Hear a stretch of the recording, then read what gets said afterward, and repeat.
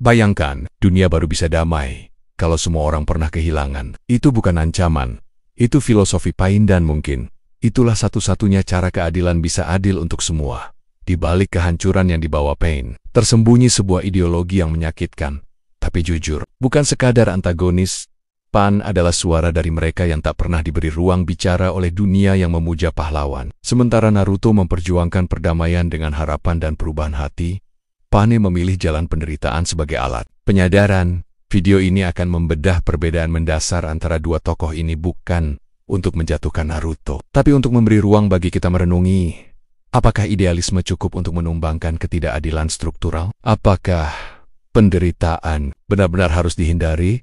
Atau justru dijadikan jembatan menuju kedamaian melalui sudut pandang filosofi, konflik, dan realita dunia nyata. Video ini akan membawa kamu menyelami pikiran Pain dan mungkin membuatmu bertanya, siapa sebenarnya yang lebih benar? Sebelumnya yang belum subscribe, bisa klik subscribe dulu agar tidak tertinggal konten menarik selanjutnya. Bagi yang udah subscribe, bisa simak videonya sampai selesai. Kenapa Pain lebih benar dari Naruto? Filosofi keadilan yang terlupakan, dua ideologi, dua jalan berbeda. Kita semua mengenal Naruto sebagai simbol harapan dan perubahan seorang boka yang ditolak desa, namun tetap memilih jalan kebaikan. Tapi, bagaimana jika kita membalik cermin itu dan melihat dunia dari mata seorang Pain, sosok yang merasakan penderitaan jauh lebih dalam, dan akhirnya membentuk pandangan bahwa rasa sakit bukan untuk dihindari melainkan dibagi rata agar dunia sadar betapa berharganya kedamaian. Dua orang, dua jalan, dan dua ideologi. Naruto ingin mengubah dunia lewat cinta dan pengertian. Pain ingin menghentikan siklus kebencian lewat penderitaan yang sama besar bagi semua. Tapi siapa yang benar? Apakah keadilan itu harus selalu terlihat lembut? Atau justru keadilan sejati lahir dari rasa sakit yang tak lagi bisa ditoleransi? Seringkali, kita terlalu cepat menilai karakter antagonis sebagai jahat, padahal mereka adalah hasil dari ketidakadilan yang dibiarkan terlalu lama. Pain bukan pembawa kehancuran karena ia ingin berkuasa, tapi karena dunia tidak pernah benar-benar mendengarkan orang-orang seperti dirinya. Mereka yang kehilangan segalanya, bukan karena pilihan, tapi karena sistem.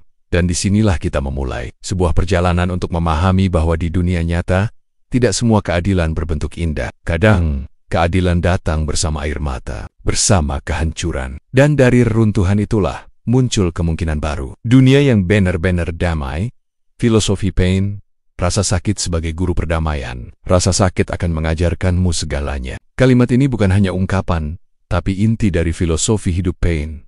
Ia percaya bahwa manusia tidak akan pernah mengerti satu sama lain, sampai mereka semua merasakan luka yang sama. Dan sejujurnya, betapa banyak tragedi di dunia nyata yang lahir dari ketidakmampuan kita memahami penderitaan orang lain. Pain melihat bahwa dunia ini dipenuhi dengan kebencian yang turun-temurun. Balas dendam tak pernah berhenti karena selalu ada pihak yang merasa diperlakukan tidak adil. Ia tahu bahwa kata-kata dan harapan saja tidak cukup untuk menghentikan itu semua. Maka ia menciptakan jalan lain, jalan yang keras, tapi setara. Ia menciptakan senjata pemusnah massal, bukan untuk menguasai dunia, tapi untuk membuat semua pihak takut pada satu hal yang sama, rasa sakit. Seperti ancaman bom nuklir yang membuat negara-negara besar menahan diri untuk tidak saling menyerang. Pain ingin menciptakan keseimbangan melalui trauma kolektif. Apakah ini kejam? Ya, tapi terkadang kejujuran menyakitkan lebih berguna daripada harapan kosong.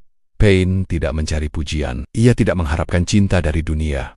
Ia hanya ingin membuat dunia merasa apa yang dulu ia rasakan. Dan dari sana muncul kesadaran yang tak bisa diajarkan oleh pidato atau impian. Bagi Pain, keadilan bukan tentang menyelamatkan satu pihak dan mengabaikan yang lain, tapi memastikan bahwa semua orang dimanapun tahu seperti apa rasanya kehilangan, agar tidak ada lagi yang mudah melukai. Kritik terhadap idealisme Naruto memang mengagumkan. Ia adalah gambaran dari harapan, semangat pantang menyerah, dan kekuatan memaafkan. Tapi ada satu pertanyaan penting. Apakah semua orang punya kekuatan seperti Naruto? Apakah semua korban perang bisa bertahan hidup dengan senyuman dan kata-kata? Disinilah pendekatan Naruto menjadi terlalu ideal. Ia percaya bahwa semua bisa berubah jika kita cukup keras berusaha. Bahwa bahkan musuh terburuk pun bisa menjadi teman. Tapi itu hanya terjadi dalam dunia yang punya cukup ruang untuk keajaiban. Dalam kenyataan, dunia tak selalu memberi waktu untuk berubah. Pain sadar akan hal ini, bahwa sistem yang rusak tidak bisa diperbaiki hanya dengan mengubah hati individu. Dunia tidak berubah lewat ucapan, tapi lewat trauma kolektif, tekanan struktural, dan kesadaran bersama. Dan di titik inilah Naruto terlihat terlalu polos. Ia melawan sistem dengan cinta, tapi lupa bahwa cinta tidak selalu cukup untuk menghentikan peluru. Bahkan ketika Pain menghancurkan Konoha, Naruto masih mencoba berbicara dari hati ke hati.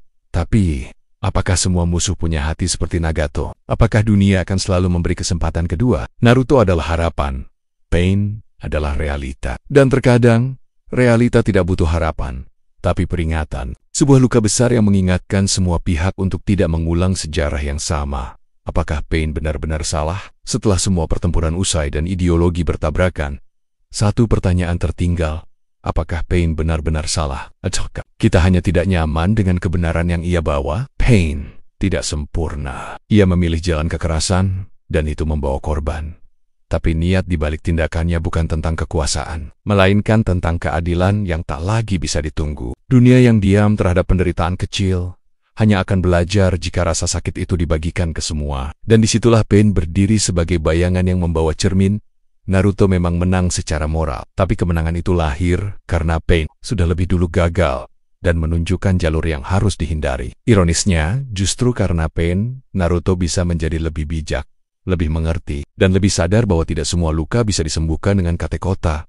Dalam dunia nyata, kadang kita butuh suara seperti Pain, bukan untuk ditiru tindakannya, tapi untuk dimengerti perjuangannya. Karena mereka yang bersuara dari dalam kegelapan seringkali membawa cahaya paling jujur tentang betapa rusaknya dunia ini. Jika kamu merasa video ini membuka perspektif baru, jangan lupa untuk klik like dan subscribe, karena akan ada lebih banyak konten mendalam tentang anime, filosofi karakter, dan konflik batin yang relevan dengan dunia nyata. Dan sekarang, giliran kamu untuk bicara. Menurutmu, apakah Pain benar atau tetap salah? Tulis pendapatmu di kolom komentar. Dan mari kita lanjutkan diskusi ini dengan cara yang Pain dan Naruto sendiri akan banggakan. Lewat pemahaman dan rasa hormat, terima kasih sudah menonton sampai akhir. Sampai jumpa di konten berikutnya.